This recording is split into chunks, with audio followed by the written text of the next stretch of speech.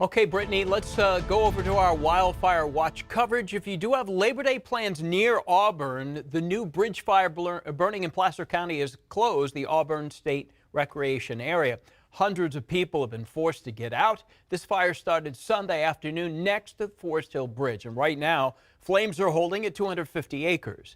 We're going to show you the map now showing evacuations in the area, which is around Lake Clementine, under mandatory evacuations.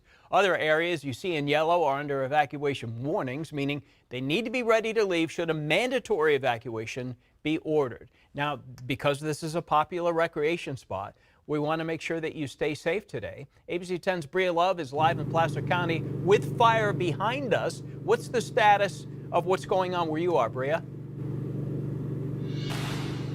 Well, Walt, not too active where we are. We're on Old Forest Hill Road, but I want to show you exactly what things look like. A few hot spots out in the distance. You can see they're glowing orange, and since we've been here this morning, I can see they kind of died down just a little bit, but there is a tree over here that looks pretty active. What we do know is law enforcement, when they escorted us in, they said, like I said, the flames have died down overnight, but the smoke is what's prevalent in this area. That's why I have my N95 mask on, being safe this morning. They told us a few hours ago that crews were shooting flares up onto the hillside to create a backburn, so things are still pretty active in this firefight. But I want you to take a look at this video of what conditions looked like yesterday. So we do know it's burned about 250 acres. It's still an active firefight. 500 people have had to evacuate. Forest Hill Road is closed in both directions, and Old Forest Hill Road, where we are, closed in both directions this morning, as Brittany said.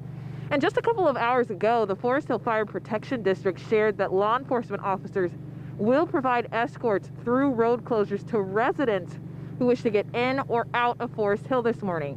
But you have to have an ID or proof of residency, so be prepared to show that. Forest Hill is not under evacuation orders, but the road to get here is closed, as you can see, because how close it is to the fire, and it should remain that way throughout the morning. But back out here live again, we are monitoring conditions. Like I said, things kind of dying down a little bit this morning, but still an active firefight. We'll continue watching it through the hour and keep you updated. Back to you, Walt. Wow, just another issue for firefighters to have to be attending to. Bria, thank you.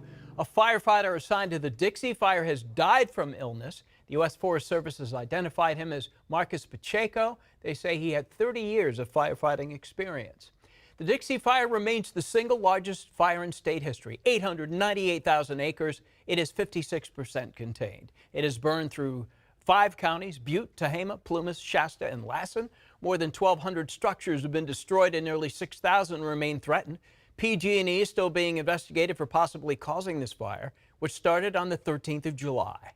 Now to the Caldor fire in El Dorado, Amador, and Alpine counties. Thousands of people that live in South Lake Tahoe are allowed back into the city. Several evacuation orders have been downgraded to warnings. You can see the areas around Lake Tahoe are now marked in yellow instead of the red mandatory evacuation orders. But fire officials say the fire threat is still active. Many of the places where orders have been lifted, they're still warning areas. So we still advise people to keep your pack in your car ready to go, because this fire is unpredictable. This is video from the firefight along Highway 88 south of Lake Tahoe. The Caldor fire is still challenging fire crews 3 weeks after it started. Here are the numbers. The Caldor fire has now burned more than 215,000 acres. Containment, though, is up to 44%. At least 7 first responders have been injured in this fire, and more than 27,000 structures remain threatened.